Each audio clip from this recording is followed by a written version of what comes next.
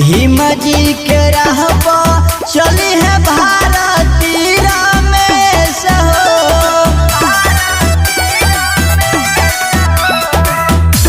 UP Bihar चाहे मध्य प्रदेश हो, भीम जी के राह पर चली है भारती रमेश हो।